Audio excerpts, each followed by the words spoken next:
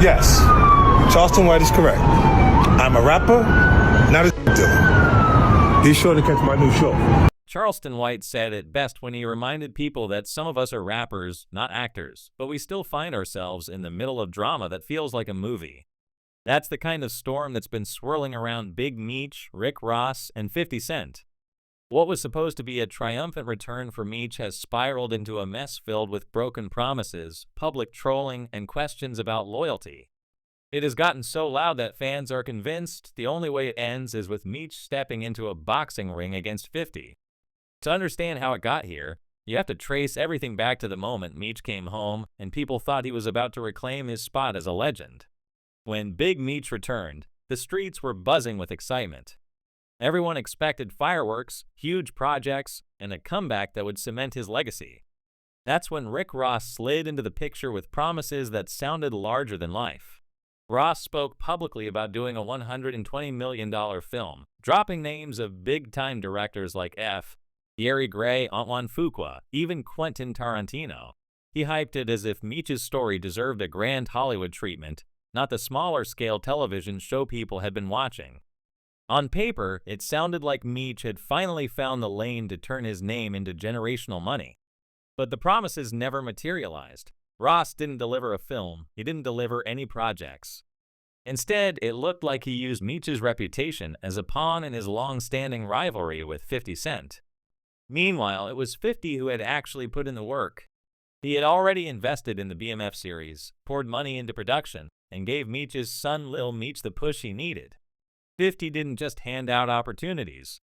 He took Lil Meech from Detroit, paid for his acting classes, and gave him a role that turned him into a recognizable name. Tony Yeo even vouched for it, reminding people that Lil Meech was trying to rap back in the day, but nobody was helping him. It was 50 who quietly put him in acting school, built up his skill set, and gave him a chance to shine. That effort turned into financial success for Lil Meech, who started rocking Richard Mille watches and expensive fashion. But while 50 gave actual support, Ross offered nothing beyond words and public association. The contrast couldn't be clearer. Over time, reports began surfacing that Meech was frustrated, even broke, realizing that Ross's promises were empty. Instead of leveling up, Meech's name was being used as a prop to poke at 50. To make matters worse, Lil Meech was spotted partying with Ross at a club, right after texts had leaked suggesting he wasn't rocking with Ross at all. The clip went viral, showing them whispering, smiling, and posing for pictures. For fans, it looked like betrayal. 50, being who he is, didn't let it pass quietly. He clowned the whole thing with a classic troll, saying Ross probably asked Lil Meech for his father's address so he could send Wingstop wings. It was a punchline that cut deeper than just a joke. It made it seem like Ross was only feeding scraps to Meech while 50 had been feeding him opportunities. But that was just one layer of it. 50 then pulled out receipts about what he had done behind the scenes for Lil Meech. In a now-deleted post, he claimed he had personally sent Lil Meech to rehab after noticing problems on set. He said the young actor showed up high, even throwing up during a weapons test, and later was caught with whippets in his truck. 50 admitted he didn't even know what whippets were until he Googled it. He painted the picture of himself as the one who had to step in like a mentor, keeping Lil Meech on track, while his own father was out here entertaining Ross's empty hype. The arrest at the airport only added to that story. Lil Meech was caught up in situations that made him look careless, and every time something surfaced, it was 50 who positioned himself as the responsible figure. So when Lil Meech was later seen siding with Ross, people couldn't understand why he would distance himself from the person who actually invested in him. The disrespect didn't stop there. Michael Rainey Jr., who plays Tarek in Power, went live and was asked if he felt bad for Lil Meech. Instead of playing it safe, he answered coldly. He said he didn't feel bad for any grown man because grown men have to take responsibility for themselves. His words spread fast, and of course, 50 reposted the clip with a laugh, doubling down on the idea that Lil Meech wasn't someone to feel sorry for. The tension had been bubbling since Big Meech tried to stage a welcome home concert. The lineup was supposed to be stacked with major artists like Lil Baby, 21 Savage, Sexy Red, and of course Rick Ross. The event was promoted as something iconic, the official stamp of Meech's return. But it never happened. For 50, that was another breaking point. Instead of recognizing the man who had already turned his life into a cultural phenomenon with the BMF series, Meech leaned on Ross, and it blew up in his face. The failed concert became a symbol of poor decisions and missed opportunities. In retaliation, Big Meech clapped back online, posting an old picture of himself with 50 but slapping a giant rat emoji on 50's face. The message was obvious. He was calling 50 a snitch.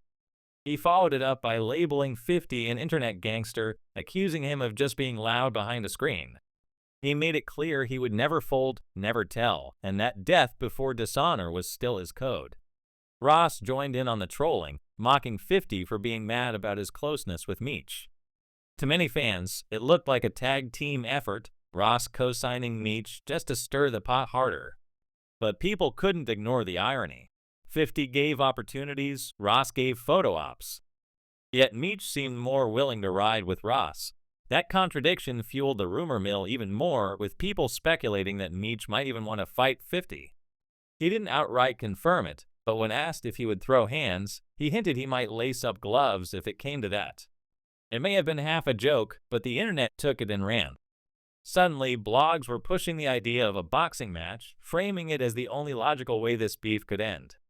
Then Whack 100 stepped in with a theory that took the whole story to another level. He claimed that Tammy Cohen, someone very close to Meech, may have told 50 that Meech conspired with federal authorities in other cases. In other words, Whack hinted that Meech's reputation as a loyal street figure wasn't as solid as it seemed. According to him, Tammy had her reasons, either because she felt abandoned when Meech went to prison or because she was tired of him trying to reclaim life rights that she had already negotiated with 50 for the BMF series. Whack described it as a situation where a woman who had been entrusted with secrets while Meech was locked up may have turned those secrets into ammunition for 50.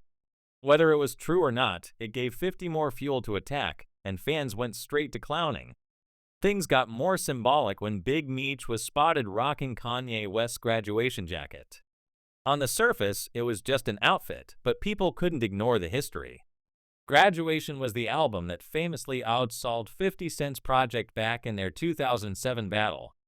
Some fans laughed it off, others swore it was intentional shade. Either way, it made Meech look like he was leaning into symbols of old losses to get under 50's skin. Interestingly, 50 didn't respond to the jacket. Normally, he's quick to roast fits or clown old pictures, but this time he stayed silent. That silence made people speculate he was holding back, saving something bigger for later. Because when 50 doesn't bite on low-hanging fruit, it usually means he's preparing a heavier shot. At this point, the whole situation doesn't feel like simple trolling anymore. 50 seems locked in on Meech with a focus that doesn't fade. Most beefs in hip-hop pass after a while, but this one keeps escalating. For some, it's about betrayal. 50 gave Lil Meech a career and watched him stand next to his rival. For others, it's about power. 50 never settles for a draw. He wants to completely crush anyone who crosses him. Letting Meech slide would look weak. If it ever does make the jump from Instagram to the boxing ring, it won't just be another celebrity match. It'll feel like the final chapter in a feud that has already gone too far. On one side, a man trying to protect his legacy and prove he's still in control. On the other, someone being painted as a pawn in another man's rivalry, fighting to shake off that label. The way it's been building, it no longer feels like just rumors.